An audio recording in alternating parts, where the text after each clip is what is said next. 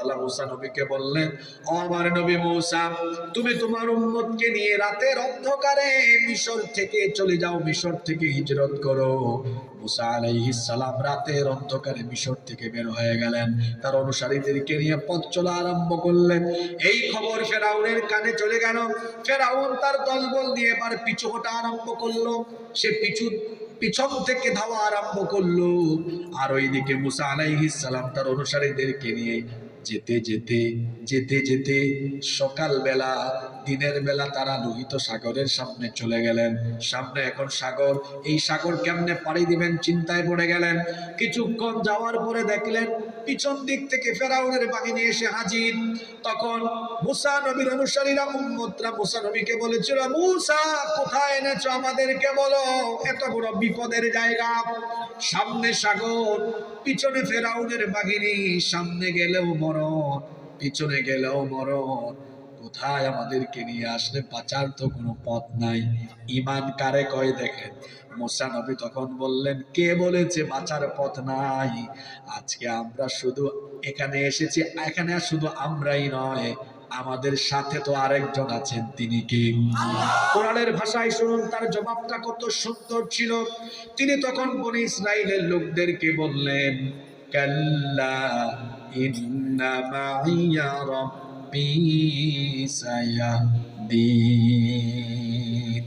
Never ever, কখনো না, আমরা শুধু এখানে আমরা নিজেরা না, ইন্না নিশ্চয়ই মাইয়া রাব্বি, আমাদের সাথে আমাদের রব আছেন, তিনি কে?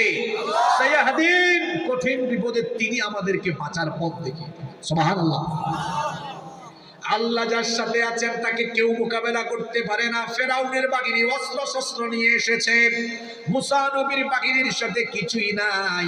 চিন্তা করেন তো, একটা অস্ত্র কারো কাছে নাই। শুনতেছেন? আপনারা এখনো টের পান নাই হুজুর কোন দিকে শুরু করে কোন দিকে ঢুকবে। একটু মনোযোগী থাকেন, একটু পরে বুঝবেন হুজুর কোন আয়াতে কোন দিকে নিয়ে ঢুকাইছে। একটা অস্ত্র নাই। মুসা নবীর সাথে যে উম্মত, অস্ত্র নাই, ঘোড়া নাই, উট নাই, কিছুই নাই। আর ফেরাউনের বাহিনীর কাছে সব আছে না নাই? তীর আছে, বল্লম আছে, তলোয়ার আছে, ঘোড়া আছে, উট আছে। মুসা নবীর সাথে কিছুই নাই, কিন্তু মুসা নবীর সাথে যিনি আছেন তিনি কে? সে আল্লাহ কামটা কি করলেন? মুসা নবীকে বললেন, টেনশন কইরেন না, সাগর আমি পাস করায়া দিব। আর যারা অস্ত্র শস্ত্র নিয়ে এসেছে এখানেই আজকে তাদের মরণ হবে। আল্লাহু আকবার। কি এদের পতন হয়নি? মরণ হয়নি? অস্ত্র শস্ত্র দিয়ে তো বিজয়ী হওয়া যায় না, বিজয়ী হওয়ার জন্য আল্লাহর সাহায্য লাগে। দেখেন নাই ফেরাউনের দল জুলাই আগস্টে আমার ভাই শহীদ আবু সাঈদ, শহীদ মুগ্ধের মতো অসংখ্য তরুণ যুবকদের বুকে বুলেট গুলি ছুড়ে দিয়েও তারা আমার দেশের দামাল ছেলেদেরকে আটকাতে পারে নাই, কারণ তাদের বুকের মধ্যে বুক ভরা সাহস দিয়েছেন কে? আল্লাহ যার সাথে আছেন তাকে কেউ মোকাবেলা করতে পারে না, কেউ তার ক্ষতি করতে পারে না। আমার আপনার নবী যখন মক্কা থেকে মদিনার উদ্দেশ্যে হিজরতের রাতে রওনা করলেন, আমার নবীর সাথে ছিলেন তার হিজরতের সাথী সাইয়্যিদিনা আবু বকর সিদ্দিক রাদিয়াল্লাহু আনহু। দুইজনে রওনা করেছেন। ফজরের ওয়াক্ত হয়ে যাচ্ছে, এমন সময় আবু বকর সিদ্দিক রাদিয়াল্লাহু আনহু বললেন, ওগো আল্লাহর নবী, ফজরের ওয়াক্ত হয়ে যাচ্ছে, দিনের আলো যদি ফুটে ওঠে আর কাফিররা যদি আমাদেরকে দেখে ফেলে আমাদেরকে খতম করে ফেলবে, চলেন এই গারে সুরের মধ্যে, এই গুহার মধ্যে আমরা অবস্থান নেই। আল্লাহর নবী আবু বকর রাদিয়াল্লাহু আনহুকে নিয়ে সেই গুহার মধ্যে ঢুকে গেলেন। কিন্তু গুহাটা ছিল অত্যন্ত সংকীর্ণ, খুব ছোট গুহা। দিনের বেলা শত্রুরা কাফিররা একেবারে গুহার কাছাকাছি চলে এসেছে। আবু বকর রাদিয়াল্লাহু আনহু তখন বললেন, ওগো আল্লাহর নবী, এই ছোট্ট সংকীর্ণ গুহা, এখানে আমরা বসলে, মাথা উঁচু করলে মাথাটা দেখা যায়, কাছে আসলে পরে গুহার ভেতরে কে আছে তা স্পষ্ট দেখা যায়। কাফিরের দল এত কাছে চলে এসেছে, মনে হয় কিছুক্ষণের মধ্যে আমরা ধরা পড়ে যাব। ধরা পড়ে গেলে তো অবস্থা ভালো হবে না, কারণ আমরা দুইজন আর তারা অনেকজন। আবু বকর রাদিয়াল্লাহু আনহু যখন নবীজিকে এই কথা বললেন, আল্লাহর নবী কি সুন্দর জবাব দিলেন সেটাও আল্লাহ কোরআনে কারীমে উঠায়া দিয়েছেন।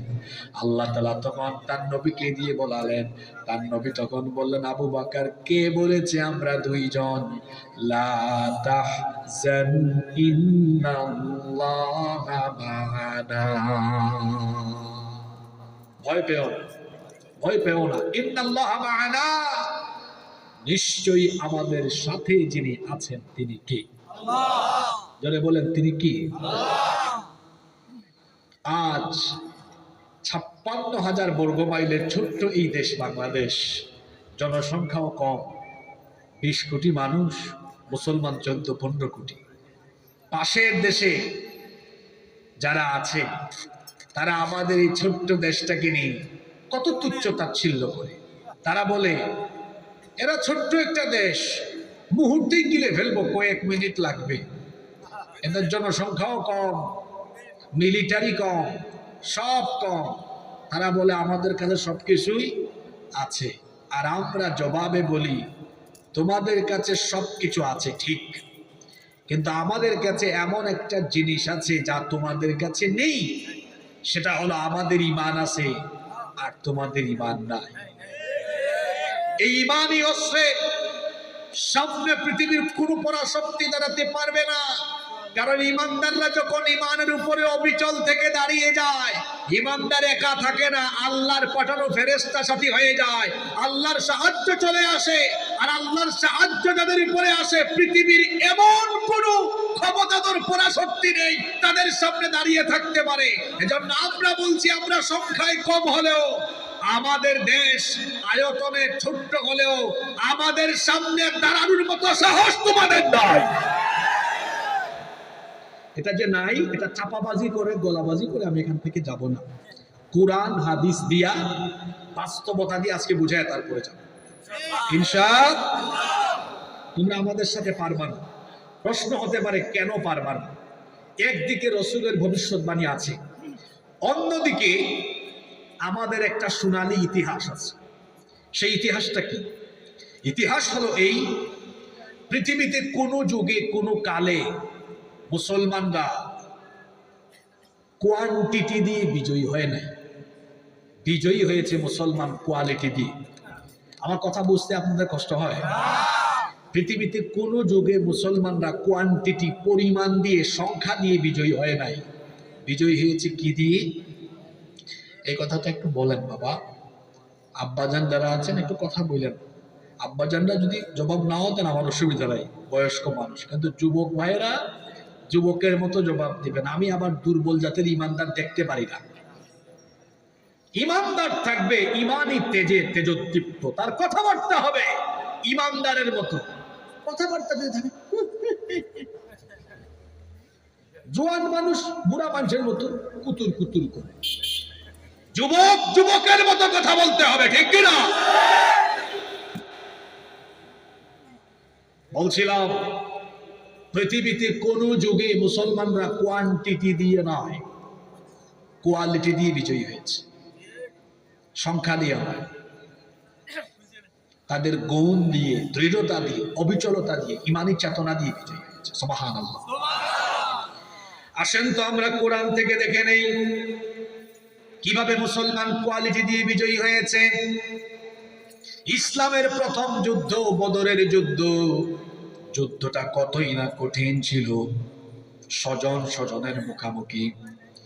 ছেলে ইসলাম কবুল করেছে কিন্তু বাপ ইসলাম কবুল করে নাই। দেখা গেল বদরের মাঠে বাপ আর ছেলে মুখামুখি।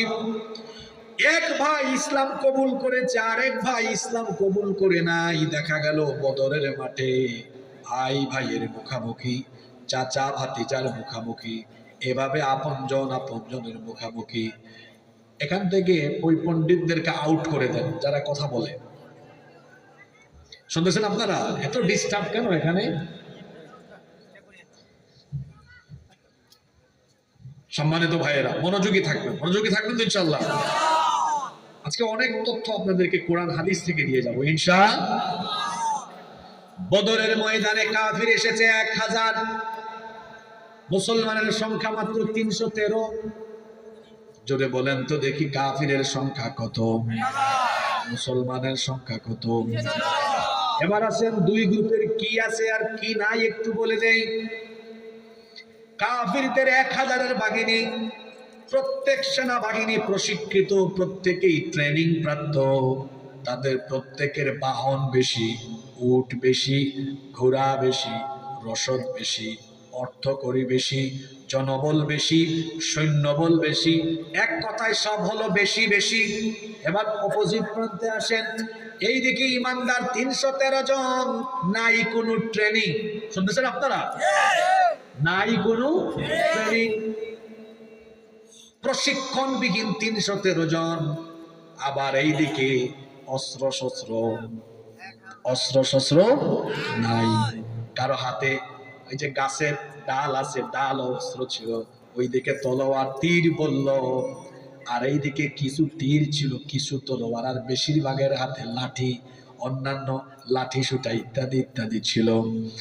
এদের কাছে, মুসলমানদের কাছে অস্ত্র কম, সংখ্যাও কম, রসদ কম, প্রশিক্ষিত লোকজন কম, সব এইদিকে কম কম, আর এইদিকে সব, জলে বলেন এইদিকে কাফিরদের সব বেশি বেশি, আর এইদিকে মুমিনদের ইমানদারদের সবকিছু কম কম। এদের কোয়ান্টিটি বেশি আর এদের কোয়ান্টিটি কম। এবার যদি আসেন কোয়ালিটির দিক বিবেচনায়, এই কাফিররা ঈমান আনে নাই, এই জন্য এরা আল্লাহর দুশমন, আর ঈমানদাররা ঈমান এনেছে বলে এরা আল্লাহর বন্ধু। সুবহানাল্লাহ।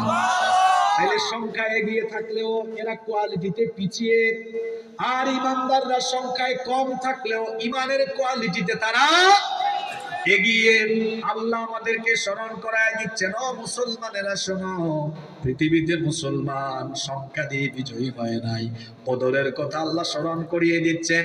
কোরআনে কারীমের 3 নম্বর সূরা, সূরা আলে ইমরানের 123 নম্বর আয়াতে আল্লাহ বলছেন, ওয়ালাকাদ নাসারাকুমুল্লাহু বিবাদরিন ওয়া আনতুম আযিল্লাহ ফাত্তাকুল্লাহা লাআল্লাকুম তাশকুরুন। আর অবশ্যই আল্লাহ তোমাদেরকে বদরে সাহায্য করেছিলেন যখন তোমরা ছিলে হীনবল, যখন তোমরা ছিলে অত্যন্ত দুর্বল, তোমাদের সংখ্যা ছিল বড় কম, তোমরা ছিলে দুশ্চিন্তাগ্রস্ত, তোমরা ছিলে পেরেশান। তখন আমি আমার নবীকে বলেছিলাম, ও নবী, আপনার সাথে অস্ত্র শস্ত্র নাই, আপনার সাথে রসদ নাই, বাহন নাই, কিন্তু দুর্বল ভাবার কোনো কারণ নাই, আপনার সাথে তো আমি আল্লাহ নিজে আছি। আল্লাহু আকবার। সেই আল্লাহ তার নবীকে বললেন, যেহেতু আপনার সাথে আমি আছি, এই জন্য কেউ আপনাকে পরাজিত করতে পারবে না। সুবহানাল্লাহ। তখন আল্লাহ নবী মুমিনদেরকে জানিয়ে দিলেন, ও আমার মুমিন উম্মতেরা শোনো, আল্লাহ তাআলা বলেছেন আমরা যেন ভীত বিহ্বল না হই। আল্লাহ বলেছেন আমাদের বাহন নাই, অস্ত্র শস্ত্র নাই, কিছুই নাই, কিন্তু তিনি আমাদের সাথে আছেন, তিনি আমাদের জন্য ফেরেশতার স্পেশাল বাহিনী পাঠাবেন। আল্লাহ নবী তখন সাহাবীদেরকে বললেন, পরবর্তী আয়াত 124 নম্বর আয়াতে আল্লাহ বলছেন, ইল তাকুলু লিল মুমিনিনা আলাইয়াকফিয়াকুম আইয়ুমিদ্দাকুম রাব্বুকুম বিসালাসাতি আলাফিম মিনাল মালাইকাতি মুনজালিন।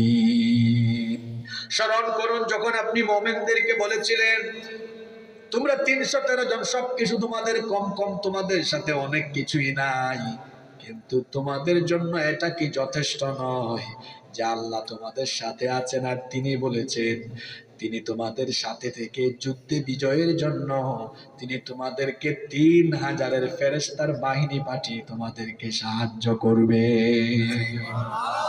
আরো আস্তে বলেন সুবহানাল্লাহ। আল্লাহ যে ওয়াদা করেছেন সেই ওয়াদা কি আল্লাহ পূরণ করেন নাই? দুর্বলী দুর্বল ইমানদারের মতো বললেন, আল্লাহ কি পূরণ করেন নাই? কিভাবে আল্লাহ করেছেন শুনেন। আল্লাহ ফেরেশতাদেরকে ডাকলেন, ডাক দিয়ে কি বললেন শুনেন। কোরআনে কারীমে আল্লাহ তাআলা বলে দিয়েছেন সূরা আনফালের 12 নম্বর আয়াত, আল্লাহ তাআলা বলছেন ইয ইউহি রাব্বুকা ইলাল মালাইকাতি আন্নী মাআকুম ফাসাব্বিতুল্লাযীনা আমানু সাউলকি ফি কুলুবিল্লাযীনা কাফারুর রা'বা ফাদরিবু ফাওকাল الأعناق واضربوا منهم كل بنان। আল্লাহ বলছেন স্মরণ করুন যখন আপনার রব ফেরেশতাদেরকে ডেকে বললেন আমি তোমাদের সাথে আছি, তোমরা বদরের ময়দানে আমার তরফ থেকে আমার হুকুমে নেমে যাও। আল্লাহু আকবার। আমার হুকুমে বদরের ময়দানে গিয়ে আমার ইমানদারদের সাথে থাকো, যাতে যুদ্ধের ময়দানে কাফেররা তাদেরকে তাদের জায়গা থেকে সরাতে না পারে। ইমানদাররা দাঁড়িয়ে থাকবে আর কাজ করবা তোমরা। সুবহানাল্লাহ পড়বেন না? কত বড় কথা আল্লাহ বলছেন, ইমানদাররা দাঁড়িয়ে থাকবে আর কাজ করবা তোমরা ফেরেশতারা। এখন আমাদের প্রশ্ন হলো হুজুর আল্লাহ কি কামটা করার কথা বলেছেন? বাড়িতে গিয়ে আজকে সূরা আনফালটা বেশি বেশি বাংলা অনুবাদ সহ পড়বেন, বুঝতে পারবেন আল্লাহ কি বলেছেন। আল্লাহ ফেরেশতাদেরকে বললেন সাউলকি ফি কুলুবিল্লাযীনা কাফারুর রু'ব, আমি এদের অন্তরের মধ্যে ভয় সৃষ্টি করে দিব। ফেরেশতারা নামো ফাদরিবু ফাওকাল আ'নাকি ওয়াদরিবু মিনহুম কুল্লা বানান। আমার ইমানদার মুমিন বান্দারা দাঁড়িয়ে থাকুক আর তোমরা গিয়ে কাফেরদের ঘাড়ের মধ্যে আঘাত করে করে মাথা, শরীর থেকে মাথা আলাদা করে দাও। আল্লাহু আকবার। কেন আল্লাহর আয়াতের সাথে বাস্তবতার কি মিল ছিল? কতটা মিল ছিল শুনেন। আবু জাহালের ছেলে, তার নাম ইকরিমা বিন আবু জাহাল। ইকরিমা বলছেন যুদ্ধের ময়দানে আমরা যখন মুসলমানদের সম্মুখীন হলাম, আমরা তো ভেবেই নিয়েছি 313 জনকে আমরা কয়েক মিনিটে কুপায়া শেষ করে ফেলবো। কিন্তু আশ্চর্যের ব্যাপার, যখন আমরা মুখামুখি হলাম আমরা লক্ষ্য করে দেখলাম ইমানদারদের কাছে যাওয়ার আগেই সাদা সাদা কাপড় পরিহিত অবস্থায় বিরাট বিরাট অস্ত্র নিয়ে এসে আমাদের লোকজনের শরীর থেকে কারা জানি মাথা আলাদা করে দিচ্ছে। নজর করে দেখলাম মুমিনরা আক্রমণ চালাবার আগে আমাদের বহু কাফেরদের শরীর থেকে মাথা ছিটকে ছিটকে জমিনে পড়েছে।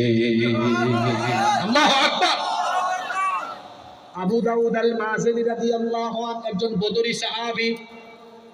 এই বদরি সাহাবী বলছেন শাহাদাতের তামান্না নিয়ে আমি যখন উলঙ্গ তলোয়ার হাতে নিয়ে কাফেরকে আঘাত করতে যাব, এই কাফেরের উপরে আঘাত করার আগে আমি নজর করে দেখলাম তার মাথাটা আলাদা হয়ে পড়ে গেল। আমি দেখলাম হায় হায়, আমি মারার আগে কে মারলো? নজর করে দেখলাম কাকে জানি সাদা একটা পোশাক পরিহিত অবস্থায় দেখলাম, কিছুক্ষণের মধ্যে তারা নাই। আহারে, আল্লাহ তাআলা এইভাবে ফেরেশতা নাজিল করে যেই মুসলমানদের অস্ত্র শস্ত্র ছিল না, বাহন ছিল না, ঘোড়া উট, অস্ত্র শস্ত্র তীর বল্লম তলোয়ার কম থাকা সত্ত্বেও আল্লাহ ওয়াদা মোতাবেক ইমানদারদের ইমান দেখে কোয়ালিটির কারণে ফেরেশতা পাঠায়া কাফেরদেরকে সাইজ করায়া বদরের ময়দানে আল্লাহ মুমিনদেরকে বিজয় দিয়েছে। সে আল্লাহ এখন আর নাই তো? যদি বলেন সে আল্লাহ এখন আর নাই। আমরা যদি সেইভাবে ইমানি চেতনায় বলিয়ান হয়ে শুধু সাহস নিয়ে দাঁড়াতে পারি, কাজ আমরা করা লাগবে না, আল্লাহর কাজ আল্লাহই করবেন। বলবেন হুজুর কেমনে করবেন? তো এতক্ষণ যে এতগুলো উদাহরণ দিয়েছি মাথার পিঠে ঢুকে নাই, উপর দিয়ে চলে গেছে নাকি? ফেরাউনের বাহিনীকে মুসা নবীর বাহিনী সাইজ করছে না আল্লাহ সাইজ করছে? নমরুদকে কি ইব্রাহিম আলাইহিস সালামের বাহিনী সাইজ করছে না আল্লাহর বাহিনী? একটা ল্যাংড়া আবু জেহেলের বাহিনীকে বদরের ময়দানে সাইজ করেছে কার বাহিনী? জোরে বলেন কার বাহিনী? বাংলাদেশের 14 কোটি মুসলমান ভয় পাওয়ার কারণ নাই।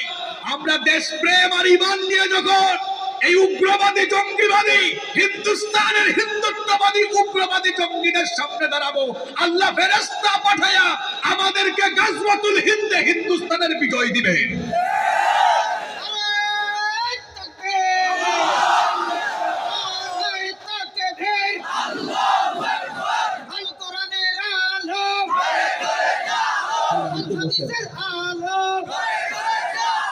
স্লোগানটা পড়ে দিয়ে আপনাদেরকে লাইনে তুলি।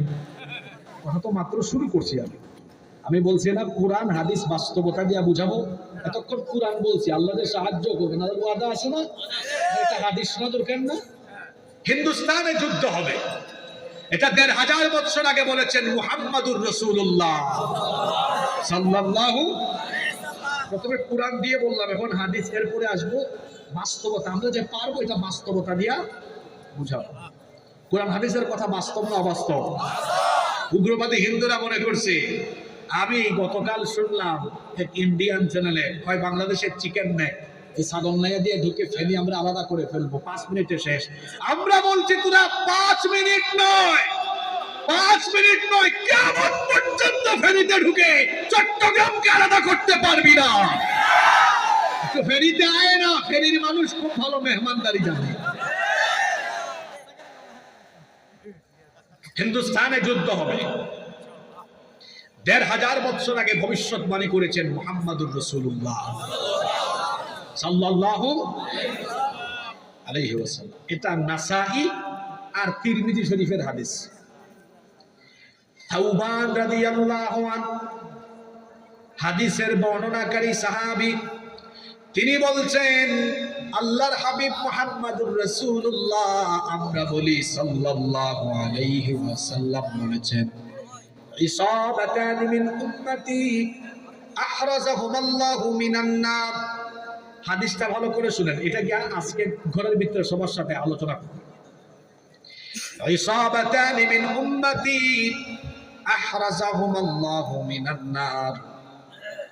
আল্লাহর নবী বলেছেন, আমার উম্মতের দুটি দলকে আল্লাহ তাআলা জাহান্নামের আগুন থেকে মুক্তি দিয়ে জান্নাত দিয়ে দিবেন। সুবহানাল্লাহ। কয়টা দল? একটা দল হলো ইসাবাতুন তাগজুল হিন্দ, যে দল হিন্দুস্তানের বিরুদ্ধে যুদ্ধ করবে। হিন্দুস্তানের বিরুদ্ধে যুদ্ধে যারাই যুক্ত হবে, যারাই অংশগ্রহণ করবে, ওই ব্যক্তির জন্য জাহান্নামের আগুন যিনি হারাম করে দিবেন তিনি কি? তাহলে বোঝা গেল নবীজির কথা অনুযায়ী, হাদিস অনুযায়ী বোঝা গেল ১৫০০ বছর আগের ভবিষ্যৎবাণী, হিন্দুস্তানিদের সাথে মুসলমানদের যুদ্ধ। যদিও মুহাদ্দিসগণ এবং ইতিহাস বেত্তাগণ বলেছেন হিন্দুস্তানে একাধিকবার যুদ্ধ হয়েছে। সেই ১৫ হিজরিতে শুরু হয়েছিল এটা।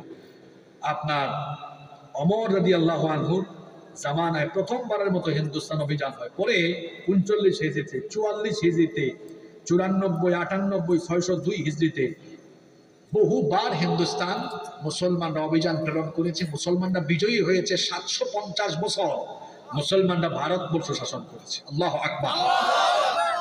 কিয়ামত পর্যন্ত হয়তো এভাবে হিন্দুস্তানিদের সাথে বিভিন্ন সময় যুদ্ধ হবে। তবে ইমাম মাহদী আসার আগে একটা ভয়াবহ যুদ্ধ অনুষ্ঠিত হবে এই ভারতবর্ষ। হিন্দুস্তানের বিরুদ্ধে একটা যুদ্ধ হবে।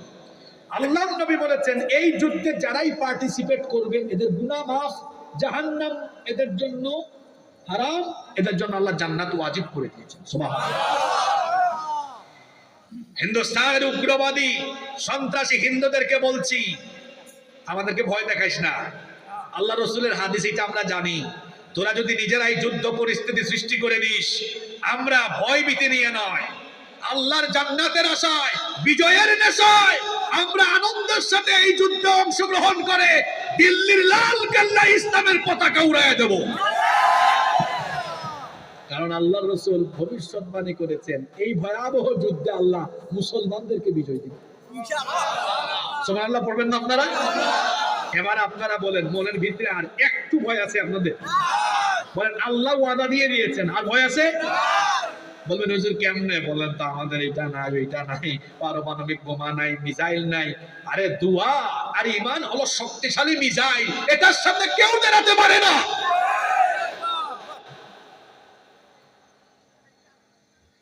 ইসাবাতান মিন উম্মতি আহরাজাহুমাল্লাহু মিনান নার।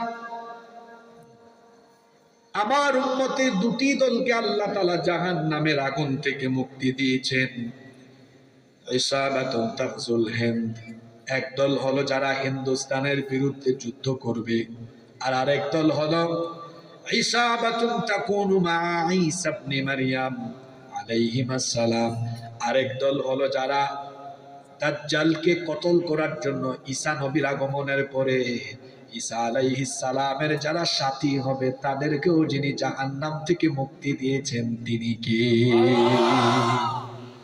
ঈসা আলাইহিস সালাম কিন্তু মারা যান না, এই পৃথিবীর একজন নবী যার ইন্তেকাল এখনো, তিনি আবার আসবেন ইমাম মাহদির আগমনের পরে, দাজ্জাল আসার পরে। দাজ্জালকে হত্যা করার জন্য ওই দামেস্কের পূর্ব দিকের সাদা গম্বুজওয়ালা মসজিদে ফজরের সময় দুইজন ফেরেশতার কাঁধের উপরে ভর করে ওই মসজিদে তিনি অবতরণ করবেন। আল্লাহু আকবার।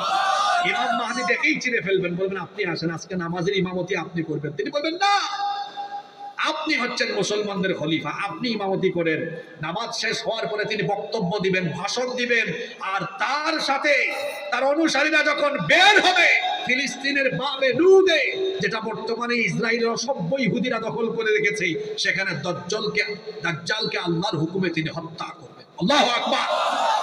আল্লাহর নবী বলেছেন দাজ্জালের আগমনের পরে ঈসা নবী আসবেন তাকে হত্যার জন্য। ঈসা নবীর সৈনিক যারা হবে এদের জন্য জাহান্নাম মাফ। সুবহানাল্লাহ। আমরা যদি হায়াত পাই, বেঁচে থাকি, আমাদের হায়াতে দাজ্জাল আসে, ইমাম মাহদি আর ঈসা আলাইহিস সালাম আসেন, আমরা ঘরে বসে থাকবো না, আমরা ইমাম মাহদির সৈন্য হব, আমরা ঈসা নবীর সৈন্য হব, ঠিক কি না? আর চোখের সামনে যা দেখতে পাচ্ছি, হিন্দুস্তানের উগ্রবাদীরা যদি বেশি বাড়াবাড়ি করে তো ঠিক আছে, আনন্দের সাথে। কিসের সাথে? দুর্বল না, সবলের মতো বলেন, কিসের সাথে? পাশে বর্ডার আছে, জুড়ে বলেন কিসের সাথে? আনন্দের সাথে এই যুদ্ধে আমরা অংশগ্রহণ করব। আমাদের ইমানের কোয়ালিটির সামনে পৃথিবীর কোন কোয়ান্টিটি দাঁড়িয়ে থাকার কোন দুঃসাহস দেখাতে পারবে না। কোরআন গেল, হাদিসও গেল। এবার আরো একটা আয়াত, আজকে তো আমরা 64 আর 65 কথা বলছিলাম, ওই আয়াতটা পরে বাস্তবতা দিয়ে বুঝাবো এরা আমাদের সাথে। ইমানের কোয়ালিটি নিয়ে আমরা দাঁড়াতে পারলে মহান রব আমাদের শক্তিকে কিভাবে বাড়িয়ে দিবেন শোনেন। আল্লাহ তাআলা পরের আয়াতে বললেন, ইয়া আইয়ুহান নাবিয়্যু হাররিদিল মুমিনিনা আলাল কিতাল। হে নবী, মুমিনদেরকে আপনি যুদ্ধের জন্য এনকারেজ করেন, উৎসাহিত করেন। কেমন কথা দেখেন, নবী মুমিনদেরকে যুদ্ধের জন্য আনন্দিত হতে বলেন, কারণ যুদ্ধের মধ্যে মুসলমানের কোনো ভয় নাই, বেঁচে থাকলে গাজী হবে, আর যদি নিহত হয় সে তো মরবে না, শহীদ হবে। আর যেই ব্যক্তি শহীদ হবে আমি আল্লাহ তার কোনো হিসাবও চাইব না, বিচারও করব না, বিনা হিসাবে বিনা বিচারে আমি তাকে জান্নাত দিয়ে দিব। সেজন্য আল্লাহ বলছেন নবী মুমিনদেরকে উৎসাহিত করেন, আনন্দিত হওয়ার জন্য বলেন, খুশি হইতে বলেন, যুদ্ধের ব্যাপারে তাদেরকে আনন্দিত হতে বলেন, তাদেরকে উৎসাহিত করেন। এই কারণে উৎসাহিত করবেন কারণ আমি আল্লাহ তাদের সাথে থেকে তাদের শক্তি কিভাবে বাড়িয়ে দিব। এই আয়াতটা বাড়িতে আজকে বেশি বেশি করবেন। আল্লাহ তাআলা বললেন, ইয়াকুম মিনকুম 20 সাবিরুনা ইয়াগলিবু মিআতাইন। যদি মাত্র 20 জন ঈমানদার অবিচল থেকে ময়দানে দাঁড়িয়ে যেতে পারে, 200 জন কাফিরকে মোকাবেলা করে পরাজিত করে তারা বিজয়ী হয়ে যেতে পারবে, যার হুকুমে তিনি কে? আল্লাহ। 20 জন ঈমানদার কতজন কাফেরকে হারাতে পারবে? এটা মোল্লার কথা না আল্লাহর কথা? 20 জন। 200 জনকে আল্লাহ এখানে আয়াত শেষ করেন নাই, এরপরে আল্লাহ বলেছেন, ওয়া ইয়াকুম মিনকুম মিআতুন ইয়াগলিবু আলফাম মিনাল্লাযীনা কাফারু বিআন্নাহুম কওমুন লা ইয়াফকাহুন।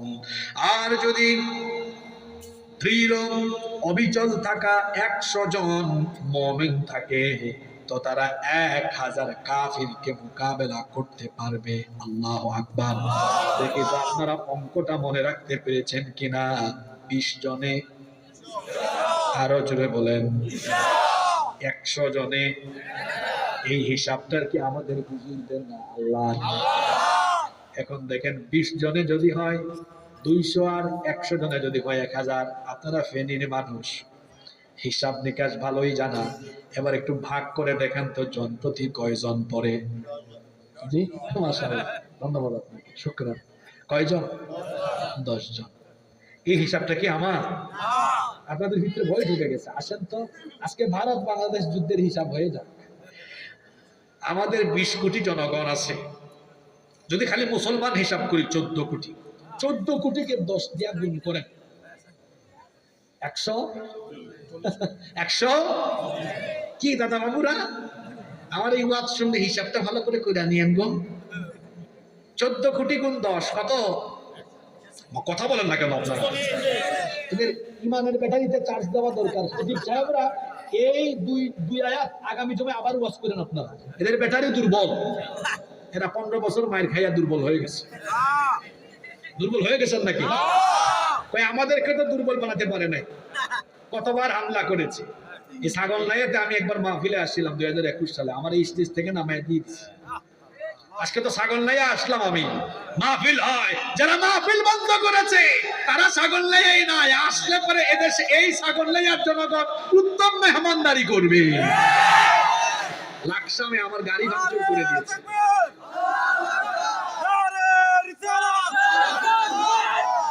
যুবক ছেলেরা কাঁদতেছিল সেই দিন, মাথায় হাত বুলাই দিয়ে আমি চলে গেছি, বলছিলাম সবর করো, এই দিন দিন না, তোমাদেরকে যারা কাঁদিয়েছে তারা কাঁদবে। খুব কষ্ট পেয়েছে ছেলেগুলো, আমার মনে আছে। আমার গ্রামের নামটা খেয়াল করতে পারতেছি না, আমি স্টেজ পর্যন্ত আসছি, আমার উঠতে দেয় নাই, নামায় দিয়ে দিছি, উঠতে দেয় নাই। এই ছেলেগুলো আজকেও যারা আমাদেরকে খাওয়াইলো, আমি ঢোকার সময় বললাম তোমরা খাইছো? কয় খাই নাই, মুখটা শুকায় গেছে। এত কষ্ট করে মাহফিলের আয়োজন করে এই ছেলেগুলাকে কষ্ট দিয়েছে, পুলিশও কম করে নাই। পুলিশ থাকলে আপনারাও শুনেন, আমরা বলে ফেলি তো সব, পোশাকটারে কলঙ্কিত বানাই ফেলছেন আপনারা। এখন একটু পাক পবিত্র বানান, ন্যায়ের পক্ষে সত্যের পক্ষে কাজ করবেন, কম করেন নাই আপনারা। জনগণ এমনি এমনি এত পেদানি আপনাদেরকে। লাকসামে, চান্দিনাতে, সাতক্ষীরাতে, বিভিন্ন জায়গায় কত কাণ্ড এরা ঘটিয়েছে। এই গত বছর মাত্র 6-7 মাস আগে আপনারা অনেকে দেখছেন হয়তো, মৌলভীবাজারের কমলগঞ্জে আমি সূরা কাসাসের তাফসীর করছি, বন্ধ করে দিচ্ছে। সেখানকার স্থানীয় আওয়ামী লীগের ইউপি চেয়ারম্যান আমারে বলে হুজুর এই বিষয়ে ওয়াজ বন্ধ করে। আমি বললাম ওয়াজ হচ্ছে মিশরের ফেরাউনের, ওটা টেনে আপনার ঘরে আনছেন কেন? ব্লাডে ব্লাডে মিলে গেছে আর কি। ফেরাউনের ওয়াজ শুনলে তো ফেরাউনের উত্তরাধিকারের খারাপই লাগবে।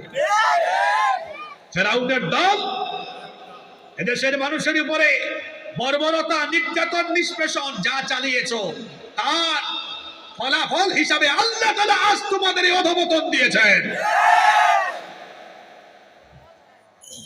এই হিসাবটা একটু কইরা ফেলি আসেন। প্রতিজনে কইজন? অর্থাৎ একজন মুমিনের শক্তি যুদ্ধের সময় আল্লাহ, এটা আল্লাহ দেয়। এটা কে দেয়? আল্লাহ। তাফসীর ভালো করে বুঝেন, এটা কে দেয়? আল্লাহ। এবং যে খায়বারে এখানে আলেমরা বসে আছেন, আলী রাদিয়াল্লাহু আনহু এই যে কপাট তুলে নিয়ে এটা দিয়ে খুপাইছেন, কিন্তু যুদ্ধ শেষ হওয়ার পরে আল্লাহ রাসূল বলছেন এটা একটু নাও তো, তিনি আর কি করতে পারে না। আলী রাদিয়াল্লাহু আনহু শরম পাইছে এত গেলা মানুষের সামনে। নবী বললেন শরম পাইও না, ওই সময় আল্লাহই তোমার গায়ে এই শক্তি দিয়েছিলেন। আল্লাহু আকবার। আল্লাহ শক্তি দেন তো, দেখেন নাই জুলাইয়ে, আগস্টে আমার দেশে ছাত্র, যুবক, তরুণ জনতা কিচ্ছু নাই, রাস্তায় বেরিয়েছে, গুলির সামনে, বুলেটের সামনে তারা দাঁড়িয়ে গিয়েছে। এই শক্তি শরীরে, এই তেজ যিনি দিয়েছেন তিনি কে? আপনারা দেখছেন মা সন্তানকে নামাই দিচ্ছে, যা বেটা, দেয় নাই? পুলিশ কয় স্যার একটারে মারি 4টা দাঁড়ায়। এটা কিন্তু কুরআন হাদিসের নির্দেশনা মোতাবেক কোন যুদ্ধ না। আর হিন্দুস্তানের যুদ্ধ এটা হাদিসে আছে। ওখানে যদি একটা মারলে 4টা দাঁড়ানোর শক্তি পায়, আমি আল্লাহর কোরআন হাতে নিয়ে আজকে বলে গেলাম হিন্দুস্তানের বিরুদ্ধে যুদ্ধ হলে একটারে মারলে 1 কোটি দাঁড়িয়ে যাবে। আল্লাহু আকবার। আল কোরআনের আলো, আল হাদিসের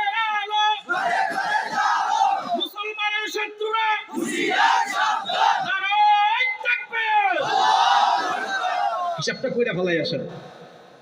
14 কোটি গুণ 10, 140 কোটি। এরা আছে 130 কোটি। এর মধ্যে 30 কোটি আবার আমাদের জাত আছে না? এরা কিন্তু আসবে না, এরা থাকবে পিছনে, এরা আসবে এদের সামনে। আর এদিকে আমরা পাটা পুতাইলের মাঝখানে থাকলে যা হয় এদের অবস্থা তাই হবে, এবলা থেবলা হয়ে যাবে। কেন? ওরা বলে 14 কোটি, গাধার দল, ব্যাককলের দল। আমরা কোয়ান্টিটিতে 14 কোটি, কোয়ালিটিতে আমরা 140 কোটি। এই 140 কোটি মুসলমানের সামনে যদি তোমরা দাঁড়াও, ইউনূস সাহেব তো খুব অল্প কথা বলেছেন, 7 সিস্টার, আর আমি বলছি তোমাদের সবগুলো রাজ্য হারিয়ে ভারতের মানচিত্র টুকরা টুকরা হয়ে দিল্লিতে ইসলামের পতাকা আমরা উড়ায় দেব ইনশাআল্লাহ। বলুন পারবা না আমাদের সাথে?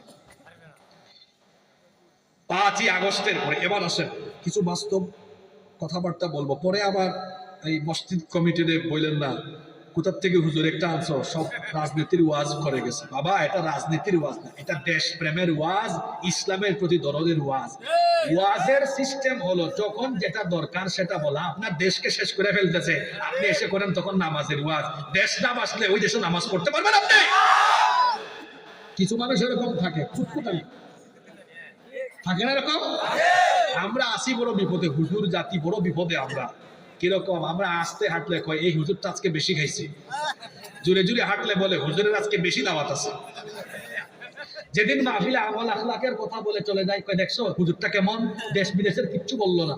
আর যেদিন দেশ বিদেশের কথা বলে যায়, কয় দেখছো হুজুরটা কেমন, সব রাজনীতি করে গেল, কোনো আমলের কথা। তাইলে আমলের কথাও বলবো, দেশের কথাও বলবো, একটানা 4-5 দিন ধারাবাহিক মাহফিল করে। আমার সময় পাইছিলাম আমি 1 ঘন্টা, 1 ঘন্টা, আমি কি দুনিয়ার সব কথা একসাথে বলতে পারবো? এই জন্য আমি যাওয়ার পরে কমিটির চাপ দিয়েন না যে হুজুর কি বলে গেল, এই মুহূর্তে এই কথাগুলো বলা দরকার বলে বলে যাচ্ছি। বলা দরকার কিনা? আমরা যদি হুজুররা এই কথাগুলো কোরআন শরীফ থেকে গোপন করি, আপনাদেরকে না বলি, আপনারা জানতে পারবেন না এগুলো। এই জন্য কেউ ভুল বুঝবেন না আল্লাহর হস্তে। ভবিষ্যতে আল্লাহ হায়াত দিলে আসলে আমল আখলাকের কথা শোনায় যাব ইনশাআল্লাহ। এটা কি আমল না? এটাও আমল। জিহাদের মতো কোন নেকামল আর হতে পারে পবিত্র জিনিস। আবার আমাদের আগে 15 বছর যে ফেরাউনরা ছিল, জিহাদ শুনলে তারা আটকে উঠত। সন্ত্রাস আর জিহাদ এক জিনিস। ইসলামপন্থীরা সন্ত্রাসী লালন পালন করে না, বরং যারা জিহাদ শুনলে ভয় পায় ওরা হলো সন্ত্রাসীদের গডফাদার। সম্মানিত ভাই, 5 আগস্টের পরে আমাদের পাশের দেশে আরএসএস দ্বারা নিয়ন্ত্রিত এই বিজেপি সরকার, নরেন্দ্র মোদী শাসিত সরকার, তাদের মন বড় খারাপ, মাথার ঘুম হারাম, রাতের ঘুম হারাম। কেন? কারণ তারা তাদের সেবা দাস, তাদের পা চাটা গুলামদেরকে তারা ক্ষমতার মসনদ থেকে হারিয়েছে। এরা এত অ্যাগ্রেসিভ হয়ে গেল কেন? কারণ 5 তারিখের পর থেকে তাদের খুশি মতো, ইচ্ছা মতো বাংলাদেশে কিছু হয় না। এর আগে গত 15 বছর যত অপকর্ম হয়েছে সব ভারতকে খুশি করার জন্য হয়েছে। ভারতকে খুশি করার জন্য পিলখানা হত্যাকাণ্ড ঘটানো হয়েছে। ভারতকে খুশি করতে ইলিয়াস আলীকে গুম করা হয়েছে। ভারতকে খুশি করতে সাকা চৌধুরীকে ফাঁসির আদেশ দিয়ে হত্যা করা হয়েছে। ভারতকে খুশি করার জন্য খালেদা জিয়াকে জেলে ঢুকানো হয়েছে। ভারতকে খুশি করার জন্য আল্লামা সাঈদীকে হত্যা করা হয়েছে। ভারতকে খুশি করার জন্য ইসলামী আন্দোলনের শীর্ষ নেতৃবৃন্দকে ফাঁসি দেওয়া হয়েছে। এখন তাদের মন এত খারাপ কেন? এখন তাদের খুশি মতো, ইচ্ছা মতো কিছু আর হয় না। কোনদিন বাংলাদেশে আমরা বেঁচে থাকতে হতে দিব না।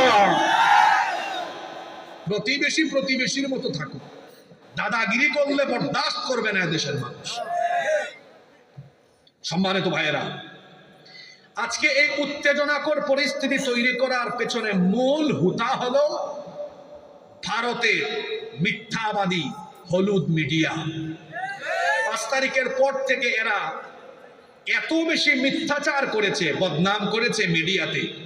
বারবার বলে বাংলাদেশের হিন্দুদের ঘর বাড়ি, এখানে পাশে কিন্তু ত্রিপুরা, এদিকে সাউন্ড টাউন গেলে একটু ভালো হবে। যাচ্ছে নাকি? ত্রিপুরার ভাই বোনদেরকে বলবো, আপনাদের দেশের টেলিভিশন চ্যানেলে যা দেখায় সব ভুয়া। বাংলাদেশের সংখ্যালঘুরা জামায়া ধরে আছে। আমি কি ভুল বলেছি? ইউনূস সাহেবকে বলবো, এদেশের মানুষ আপনার সাথে আছে। আপনি বাংলাদেশে ইন্ডিয়ান লেসপেন্সার যতগুলা মিডিয়া আছে এগুলা ধরেন, আপনার প্রেস সচিবকে বলেন প্রেস উইং ঠিক রাখতে। কারণ গত 3-4 মাস, যদি 3 মাস হয়েছে নাকি না 4 মাস, মাঝে মাঝে হিসাব আমারও উল্টা পাল্টা হয়। গত 4 মাস মিডিয়া উইংকে বলেন, প্রেস উইংকে বলেন যে শক্তিশালী ভাবে এগুলো মোকাবেলা করতে, যাতে করে তারা দেখায় যে না, এদেশে হিন্দুরা অরক্ষিত নয় বরং সুরক্ষিত আছে। ওরা দেখাইতেছে হিন্দুরা শেষ। ওইদিকে ট্রাম্প সাহেবকেও জানাইছে আমাদের বাংলাদেশে নাকি মুসলমানরা হিন্দুদের উপরে নির্যাতন নিপীড়ন চালাচ্ছে, অথচ ঘটনা উল্টা। এখানে হিন্দু সহ অন্যান্য ধর্মের সবাই খুব আরামায়েশে আছে। ঠিক না বেটি? কারণ আমাদের কুরআন শরীফ, আমাদের ইসলাম এটা আমাদেরকে বলে না যে অন্য ধর্মাবলম্বীদেরকে আঘাত করা, বাড়িঘর পুড়ায় দেওয়া, তাদের উপর নির্যাতন করার শিক্ষা ইসলাম আমাদেরকে কোনোদিনও দেয় না। বরং তাদের সাথে সম্মানজনক আচরণ করা, তাদের সাথে সুন্দর আচরণ করার কথা আল্লাহ আমাদেরকে বলেছেন। আমার দেশে সকল ধর্মের মানুষের সুন্দর সহাবস্থান আছে, আমরা সম্প্রীতি রক্ষা করে চলি। তারা আমাদেরকে সাম্প্রদায়িক সম্প্রীতির সবক দেয়, অথচ তাদের দেশে কোনো সাম্প্রদায়িক সম্প্রীতি নাই। ওই দেশে মাইনরিটি, সংখ্যালঘু হলো মুসলমানরা। এবার আপনারা বলেন তো, তাদের দেশে কি মুসলমানরা খুব আরামে আছে? কত বড় খারাপ, কত বড় জঙ্গি এরা। এরা গুজরাটে, হায়দ্রাবাদে, সিকিমে, কাশ্মীরে কি ভয়াবহতা চালিয়েছে পৃথিবীর মানুষ জানে। গত সপ্তাহে মসজিদের ভেতরে তারা আমাদের 4 জন মুসলমানকে হত্যা করেছে। যারা তাদের দেশে সংখ্যালঘু নির্যাতন করে, তারা যখন আবার সাম্প্রদায়িক সম্প্রীতির কথা বলে, চোরের মুখে যখন আপনি চোরে, ওই যে বলে চোরের মায়ের বড় গলা, সন্ত্রাসীর মুখে ভালো কথা শুনলে আমাদের হাসি পায়। তোমরা তো এত বড় জঙ্গি, তোমরা আমাদের শত শত বছরের ঐতিহ্য, আমাদের বাবরি মসজিদ দখল করে রাম মন্দির বানিয়ে গোটা পৃথিবীর 200 কোটি মুসলমানদের কলিজায় আগুন ধরায় দিয়েছে। বাংলাদেশে মুসলমানরা কি মন্দির দখল করে মসজিদ বানায়? এটা ওই পারের দাদা বাবুদের কাজ, তারা এই কাজটা করে। নাফরমানের দল, পুরা বড় নিমুখ খানা। কারণ আমরা 750 বছর ভারত শাসন করার ইতিহাস আমাদের আছে। ভারতের যা কিছু তোরা পাইছ সব আমাদের শাসকদের করা। দিল্লির কুতুব মিনারে আমি গিয়েছি, নিজের চোখে দেখে এসেছি। 2017 সালে আমি কুতুব মিনারে, শীষ মিনারে, আগ্রার তাজমহল, ওই যে লাল কেল্লা সব দেখে এসেছি। তোদের বাপ দাদারা এগুলা বানায় না, এগুলো আমাদের পূর্বপুরুষরা, মুসলমানরা যখন ভারতবর্ষ শাসন করেছে, এগুলো মুসলমানদের হাতে করা স্থাপনা। ওগুলারে পর্যটন খাত বানায়া তারপরে খাইতেছস। মূলত আমাদের কারণেই তোরা ভারতবর্ষে তোদের বাড়ি ঘরও আছে, খাইতেও পারতেছস। বলবেন হুজুর এই কথা আপনি কেন বললেন? মুসলমানরা প্রায় 800 বছরের কাছাকাছি ভারত শাসন করার পরে এটা আবার ব্রিটিশরা নিয়ে নেয়, এগুলো আপনারা জানেন। তারপরে ব্রিটিশদের বিরুদ্ধে স্বাধীনতা আন্দোলনে সবচেয়ে বেশি রক্ত দিয়েছে কারা? মুসলমানরা। তারপরে 47 সালে দ্বিজাতি তত্ত্বের ভিত্তিতে 2 দেশ ভাগ হয়, হিন্দুদেরকে নিয়ে হিন্দুস্তান আর মুসলমানদেরকে নিয়ে পাকিস্তান হয়। আমাদের কিছু ভাইরা হিন্দুস্তানে থেকে যায়, যারা সংখ্যালঘু। এই সংখ্যালঘু হয়ে আজ তারা 47 থেকে 2024 73 বছর ধরে এই নাফরমান হিন্দুরা, আমি নাফরমান কেন বলছি এটার ব্যাখ্যা দিচ্ছি। আমরা 800 বছরে কোনো অত্যাচার করলাম না, তোরা 73 বছরে কামটা কি করলি? আমাদের মসজিদ দখল করে ফেললি, তাবরিজকে পিটাইয়া হত্যা করলি, মুস্কান নামে একটা মেয়েকে কলেজে কি করছে মনে নাই আপনাদের? এটা হলো তাদের ইতিহাস, এটা হলো তাদের ইতিহাস। বাংলাদেশকে 5 তারিখের পর থেকে অস্থিতিশীল করার নানা রকম অপচেষ্টা করেছে। সর্বশেষ হাতিয়ার ইসকন। কি ইসকন? এটা একটা উগ্রবাদী সন্ত্রাসী সংগঠন। এই সংগঠন পশ্চিমবঙ্গের নদিয়া জেলার মায়াপুরে এদের হেডকোয়ার্টার। কিন্তু অবাক করা বিষয় হলো, এই সংগঠন প্রতিষ্ঠা হয়েছে মার্কিন যুক্তরাষ্ট্রের নিউ ইয়র্কে। এটি হিন্দু লেবাসধারী সংগঠন হলেও মূলত এটি হচ্ছে ইহুদিদের দ্বারা পরিচালিত এবং নিয়ন্ত্রিত একটি উগ্রবাদী সংগঠন।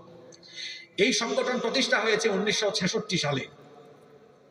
এই সংগঠনের প্রতিষ্ঠাতার নাম হলো অভয় চরণারবিন্দ ভক্তি বেদান্ত স্বামী প্রভুপাদ। উইকিপিডিয়াতে আপনারা সার্চ করবেন, গুগল শরীফে সার্চ করে সব দেখবেন। এর নামও খুব লম্বা, অভয় চরণারবিন্দ ভক্তি বেদান্ত স্বামী প্রভুপাদ। তার অনুসারীরা তার নাম থেকে একটা শব্দ ধার করছে। ওই যে তার নামের শেষে প্রভুপাদ আছে, প্রভুপাদের পাদ বাদ দিয়ে প্রভুটা নিছে। এজন্য দেখবেন ওর অনুসারীদের বেশিরভাগের নামের শেষে প্রভু আছে। যে রাষ্ট্রদ্রোহকে ধরছে ওইটার নাম চিন্ময় প্রভু, তবে তারও নাম অনেক লম্বা, চিন্ময় কুমার দাস প্রভু ব্রহ্মচারী। তো বলছিলাম, আপনারা হাসিয়েন না, শুধু কথাগুলো শুনেন। এটা নিয়ন্ত্রণ করে কারা? ভুলে গেছেন আপনারা? কারা? ইহুদিরা। ইহুদিরা মুসলমানদের বন্ধু, তাই তো? ফিলিস্তিনের ভাই বোনদের উপরে ইহুদিরা যা করে, পাশের দেশের দাদারা ফিলিস্তিনিদেরকে সাপোর্ট করে, ঠিক না বেঠি? আচ্ছা, জাতীয় সঙ্গীত তারা কই বলে? আমি এদেরকে খুঁজতেছি। কয়েকদিন আগে দেখলাম জাতীয় সঙ্গীতের প্রেমে যারা মাতোয়ারা ছিল, এখন বাংলাদেশকে নিয়ে যে এরা কটাক্ষ করে, জাতীয় পতাকা অপমাননা করে, এরা কথা বলে না কেন? এরা কথা বলে না এই কারণে, কারণ এরা এই দেশে ভারত কর্তৃক পরিচালিত, এরা ভারতীয় রাজাকার। আমাদেরকে বলে আপনারা কি পাকিস্তানি রাজাকার? আমাদের পাসপোর্ট আছে, চেক করে দেখেন, কোনোদিনও পাকিস্তানে আমরা যাই নাই। তাদের পাসপোর্ট গুলা চেক করে দেখেন, তাদের দেশের ইমিগ্রেশনের কত সিল। আমাদেরকে যারা পাকিস্তানি রাজাকার বলে, ওরা হলো ভারতীয় রাজাকার। এই জন্য দেশের দুঃসময়ে চুরের দল জামাতের সাথে পালিয়ে তাদের মামু বাড়িতে গিয়েছে। সম্মানিত ভাইয়েরা, বলছিলাম এই ইসকন নামক সংগঠনের কথা। এই সংগঠনটি পৃথিবীর বহু দেশে নিষিদ্ধ। মালয়েশিয়াতে, সিঙ্গাপুরে, পাকিস্তানে, Afghanistan, Uzbekistan, Kazakhstan, Turkmenistan, Saudi আরবে এবং আরো বেশ কয়েকটি দেশে এরা নিষিদ্ধ। আর কিছু দেশ, ইন্দোনেশিয়াতেও নিষিদ্ধ। আবার কিছু দেশে এরা সরকারের নজরদারিতে আছে। শুধু ভারতে, ইউরোপ, আমেরিকার কিছু দেশে এরা খুব ভালোভাবে কার্যক্রম চালায়। আমার দেশে ফেরাউনের সময়ে খুব ভালোই তারা দাপটে ছিল। এমনকি তারা কথায় কথায় প্রশাসনের সর্বোচ্চ জায়গায় ক্ষমতা দেখিয়েছে। আমরা কিন্তু আরো বহু আগ থেকে বাংলাদেশের মানুষকে ইসকনের ব্যাপারে সতর্ক করে আসছি। এদের একটা চেতনা হলো পৃথিবীকে মুসলমান মুক্ত করো। এটা কাদের চেতনা? না, ইসকনের চেতনা। ইসকনের চেতনা কি? কিন্তু আপনারা তো সব খাই ফেলতেছেন। পৃথিবীকে মুসলমান মুক্ত করো। এই জন্য দেখবেন তারা বলে প্রাণী হত্যা মহাপাপ, কিন্তু সন্ত্রাসীর দল দিনের আলোতে প্রকাশ্যে দিবালুকে চট্টগ্রামের কোর্ট প্রাঙ্গণে আমার ভাই সাইফুল ইসলাম আলিফকে কুপিয়ে কুপিয়ে যেভাবে হত্যা করেছে, জানুয়ারের দল, তারা প্রমাণ করেছে মানুষ হত্যা তাদের কাছে সোয়াবের কাজ, পুণ্যের কাজ। যারা প্রকাশ্যে দিবালুকে এইভাবে একজন আইনজীবীকে কোর্ট প্রাঙ্গণে হত্যা করতে পারে, এরা মানুষ নয়, এরা মানুষ রূপী জানোয়ার, এরা অসম্ভব, এরা জঙ্গি, এরা সন্ত্রাসী। এজন্যই সন্ত্রাসী সংগঠন ইসকনকে অবশ্যই বাংলাদেশে নিষিদ্ধ করতে হবে। প্রশাসনকে বলবো, এই হত্যাকাণ্ডে যারা জড়িত দ্রুত গ্রেফতার করে দ্রুত ট্রাইব্যুনালে বিচার করে প্রত্যেক আসামিকে ফাঁসির কাস্টে ঝুলাতে হবে। জানুয়ারের দল, অসভ্যের দল, কত বড় বর্বর। তাদের দেশে আগরতলার উপ হাই কমিশন বাংলাদেশের হাই কমিশনে হামলা চালিয়েছে। একটা দেশের হাই কমিশনে হামলা করা মানে হলো ওই দেশের অস্তিত্বে আঘাত করা। আবার মমতা ব্যানার্জি, পশ্চিমবঙ্গের মুখ্যমন্ত্রী, তিনি কি বললেন? তিনি বললেন বাংলাদেশে শান্তিরক্ষী মিশন পাঠাও, হিন্দুরা শেষ। মমতাকে বলবো, শান্তিরক্ষী আমার দেশে না, জাতিসংঘের শান্তিরক্ষী আপনার দেশে পাঠানো দরকার। কারণ আপনার দেশে এত জঙ্গি, এত সন্ত্রাসী বেড়েছে যে হাই কমিশনের কূটনীতিকরা পর্যন্ত আপনার দেশে নিরাপদ নয়। আর বিজেপির উগ্র ওই শুভেন্দুকে আমি বলবো, শুভেন্দু,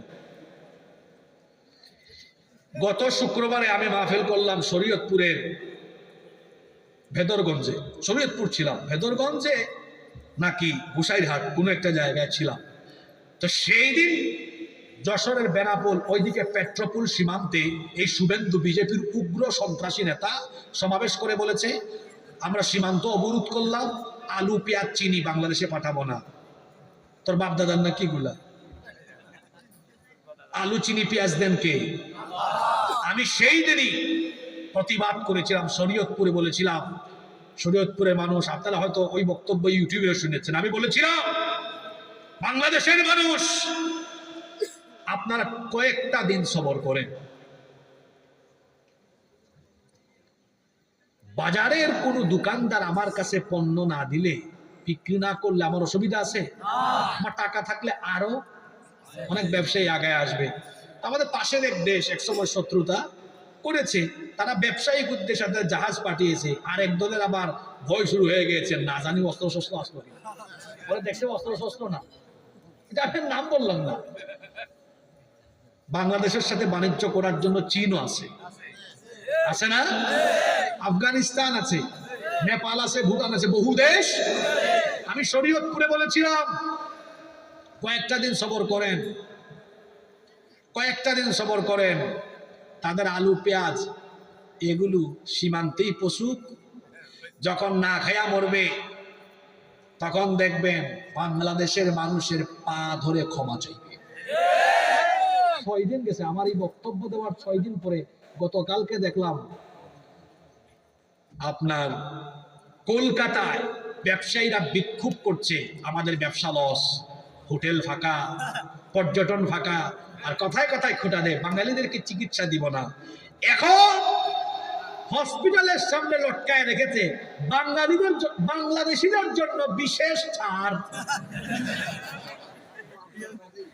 আমি আপনাদেরকে আজকে ফেরিতে বলে যাচ্ছি, ইন্টারনেটে যারা শুনবেন তাদেরকেও বলবো, গোটা বাংলাদেশের মানুষ যেভাবে আপনারা কয়টা দিন ভারতে যান নাই, আরো কয়েকটা মাস যাইয়েন না। শুধু ভিক্ষা না গো, গতকালকে শুনলাম একজন বলতেছে আধা পেট খেয়ে আছি গো। তা আমি শুনে বলছি আরো কয়টা দিন সবর কর, না খাইয়া মরবি গো। ওদের ভাষায় বলেছে আধা পেট, মানে অর্ধেক হালকা করে খাইছে আর কি। ব্যবসা বাণিজ্যের অবস্থা মন্দা, আধা পেট খেয়ে আছি গো, সবর কর, কয়দিন পর না খাইয়া মরবি গো। তোরা যদি বাংলাদেশের সাথে বাণিজ্য সম্পর্ক নষ্ট করে দিস, তোদের পণ্যের সবচেয়ে বড় কাস্টমার বাংলাদেশ, বাংলাদেশ না কিনলে তোরা না খাইয়া মরবি। এই সুযোগে আমার দেশের হাসপাতালগুলো দেখবেন ভালো হয়ে যাবে। ওরা ওদের দেশের ডাক্তার মেডিকেল সায়েন্সের যে বই পড়ে ডাক্তার হয়েছে, আমার দেশের ডাক্তাররাও মেডিকেল সায়েন্সের একই বই পড়ে ডাক্তার হয়েছে। যদি আমার দেশের ডাক্তাররা আন্তরিকতা দিয়ে চিকিৎসা করে, ভারতের চাইতে উত্তম চিকিৎসা বাংলাদেশে হবে। আমি আমার দেশের চিকিৎসকদেরকে অনুরোধ করব, আপনারা এই দেশে একটু আন্তরিকতা বাড়ায় দেন, এই দেশের মানুষ বাইরে যাবে না ইনশাআল্লাহ। এই কথাগুলো সবার কাছে ভালো লাগবে। ইন্ডিয়ান লেসপেন্সার কিছু আছে না, এই এলাকায় থাকতে পারে, ওদের কাছে খারাপ লাগবে। কয়েকটা দিন যাওয়া বন্ধ করেন। কুত্তার বাকালে কেমনে সোজা করতে হয় আমাদের জানা আছে। আর ইউনুস সাহেবকে বলবো তাড়াতাড়ি লালমনিরহাটের বিমান ঘাঁটিটা উদ্বোধন করে। বললাম না কুত্তার বাকালে কেমনে সোজা করা লাগে আমরা জানি, আপনারা অনেকে জানেন না। ওই লালমনিরহাটে একটা বিমান ঘাঁটি আছে, ওইটা ব্রিটিশ আমলে, ওই যে আপনাদেরকে বলছি না আজকের ওয়াজ কুরআন হাদিসের বাস্তবতা দিয়ে বুঝাবো, ভারত যে পারবে না ওই বাস্তবতার আলোচনায় ঢুকে গেছে। লালমনিরহাটে আমাদের একটা বিরাট প্রায় 2000 একর পরিমাণ জায়গা আছে। ওখানে ব্রিটিশ পিরিয়ডে ওখানে একটা সামরিক ঘাঁটি ছিল, বিমান ঘাঁটি ছিল। 71 সালের মুক্তিযুদ্ধের পরে 72 সালে এই বিমান ঘাঁটিটা চালু করার কথা থাকলেও কোনো এক অজানা কারণে এটা চালু হয় নাই। অজানা কারণ কি এটা আর ব্যাখ্যা করে বলা লাগবে, আপনারা তো বুঝেন। ইন্ডিয়ান লেসপেন্সার থাকলে তো এটা হবে না, এটা এতকাল হয় না। ইউনুস সাহেবকে বলবো আপনার কোনো ভয় নাই, এদেশের সকল রাজনৈতিক দল ফেসিবাদ ছাড়া সব আপনার সাথে আছে, আলেম ওলামা আছে, সকল ধর্মের বর্ণের মানুষ আছে। তাড়াতাড়ি ওইটা উদ্বোধন করে। ওইটা কেন উদ্বোধন বলি, ওই দিক দিয়ে শিলিগুড়ির করিডোর আছে কয়েক কিলো জায়গা। দাদা বাবুরা বেশি পাকপাকুম করলে ওই শিলিগুড়ি দিয়ে আমাদের বিমান ঘাঁটিতে একটু ঢুকলেই পরে ওদের কয়েকটা রাজ্য ছিটকে পড়বে। বললাম না কুত্তার লেজ কেমনে বাঁকা করা লাগে আমাদের, কুত্তার বাঁকা লেজ কেমনে সোজা করা লাগে আমাদের জানা। আর ওই যে একটা TV channel Republic Bangla, Mayukh Ranjan, হেরে ময়ূখ রঞ্জন, তুই যদি আমার কথা শুনিস তো শোন, সাংবাদিক নামে সাংঘাতিক। সে কি করে, ওই ব্যাগ যেমন লাফায় হেও তেমন লাফায়, দেখছেন কিনা আপনি? তো ডিসপ্লেতে বাংলাদেশের মানচিত্র নেই বলে ওই চিকেন নেক কি শুধু আমাদের ভারতবর্ষের আছে, ভারতবর্ষের আছে, হয়তো ভারতবর্ষ বলে না, ভারতবর্ষ আপনাদেরও আছে। এই যে ফেনী, ফেনী এই ছাগলনাইয়ার সীমান্ত, আজকে ছাগলনাইয়া আসছি ভালো হয়েছে। তো এই যে ফেনীর বর্ডার দিয়ে ঢুকবো, 5 মিনিটে চট্টগ্রামকে আলাদা করে দিব, চট্টগ্রাম হিন্দু ভূমি হয়ে যাবে। এরে ময়ূখ রঞ্জন, ফেনী আর চট্টগ্রাম তোর বাপ দাদার নাকি রে? বাংলাদেশের মানচিত্রের দিকে কেউ যদি কুনজর দেয়, বাংলাদেশের জনগণ সেই চোখ উপড়ে ফেলবে। 20 কোটি জনগণের রক্তের উপর দিয়ে তারপরে বাংলাদেশে ঢোকা লাগবে, এত সহজ নয়। 3টা অঞ্চল দেখায়, চট্টগ্রাম, সিলেট আর রংপুর। তা আমার বাড়ি তো সিলেটে, আমি তো সিলেট যাইতে পারতেছি না এই সময়গুলিতে, প্রোগ্রাম ওই মাসের শেষে। সিলেট গেলে বলতাম একদম সিলেটি ভাষায়। ওদিকে আসাম আছে, আমার আসামটা কিন্তু আমাদের। ওরা দাবি করে চট্টগ্রাম, সিলেট আর রংপুর। পশ্চিমবঙ্গ আমাদের, আসাম আমাদের, ত্রিপুরা আমাদের। বেশি বাড়াবাড়ি করলে এগুলো আমাদের দখলে ঢুকাই ফেলবো। মনে করেছ আগের লেসপেন্সার যারা ছিল সেই গুলামদের মতো আমরা কাউকে পরোয়া করি না, আঙ্গুল তুলে কথা বলতে আমরাও জানি। ভারত যার বন্ধু তার শত্রুর আর দরকার। তো দেখলাম আমাদের সিলেটের মানুষ আঞ্চলিক ভাষায় বলতেছে, আও বা আমরা রেডি আছি, আইলে বাদাম দিব। কিটা দিব? আঞ্চলিক ভাষা। সিলেটের মানুষ তো, সিলেটের মানুষকে চিনেন না, আমাদেরকে চিনেন? আমরা বীরের জাতি, শাহজালাল রহমতুল্লাহ আলাইহির উত্তর শুনি, ব্যাককলের দল। সিলেটের মানুষ বীর পুরুষ, এরা বীরের জাতি। শাহজালালের তলোয়ার যদি গর্জে উঠে আরেকবার, আসাম সহ গোটা ভারতবর্ষে আবার মুসলমানদের পদধ্বনিতে, মুসলমানদের আওয়াজে ভারতবর্ষ প্রকম্পিত হয়ে যাবে। আমরাও হইছি আও, আইয়া খালি হামাও, বাদাম দিব।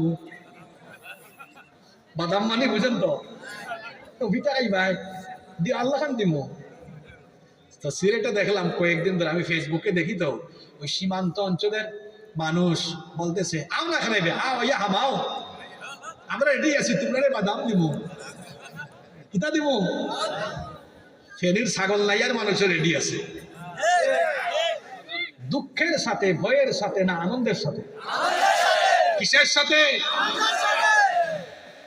এটা আমাদের জন্য মহা সুযোগ। হিন্দুস্তানের বিরুদ্ধে যদি যুদ্ধ অনিবার্য হয়ে যায়, কেউ আমরা ঘরে বসে থাকবো না। আনন্দের সাথে গাজওয়াতুল হিন্দে অংশগ্রহণ করতে কারা কারা রাজি আছেন? দুহাত তুলে আল্লাহরে দেখান। আল্লাহ সবাইকে কবুল করেন। বিজয়ী কারা হবে? কারা হবে? বলেছেন মুহাম্মাদুর রাসূলুল্লাহ সাল্লাল্লাহু। এখানে অনেক যুবক ভাইয়েরা আছেন, আপনারা আমাদের প্রাণ, আমাদের ভালোবাসা, আমাদের সম্পদ। আপনারা মেরুদণ্ড, এটাতে সমস্যা দেখা দিলে যেমন সোজা হয়ে দাঁড়ানো যায় না, যুবকরা হলো ইসলামের মেরুদণ্ড। যুব সমাজ ঠিক থাকলে মেরুদণ্ড সোজা থাকবে।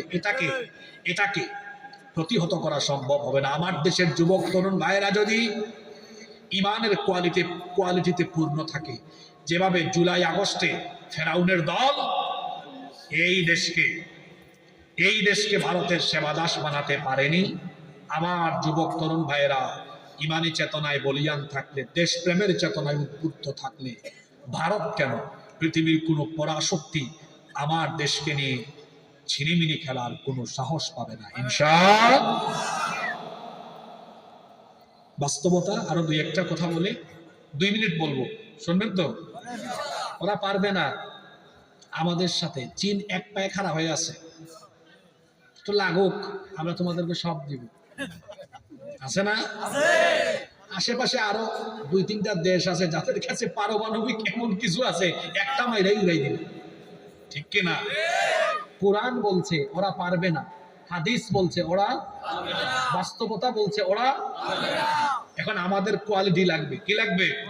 কোয়ালিটিটা কি? ঈমান। কি লাগবে? এই ঈমানকে ঝালাই করতে হবে, মজবুত করতে হবে আল্লাহর কোরআন কিতাব দিয়ে। আমি আর একটা মিনিট